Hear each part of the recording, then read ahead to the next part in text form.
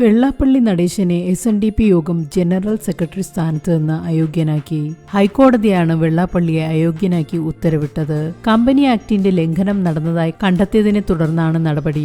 SNDP യോഗം general secretary Vellappally Natesan, president MN Soman, vice president Thushar Vellappally തുടങ്ങിയവരടക്കം എല്ലാ ഭാരവാഹികളെയും സ്ഥാനത്ത് നിന്ന് അയോഗ്യരാക്കിയിട്ടുണ്ട്. SNDP യോഗത്തിന് പുതിയ ബോർഡ് ഓഫ് ഡയറക്ടേഴ്സിനെ നിയമിക്കാനും ഉത്തരവായിട്ടുണ്ട്.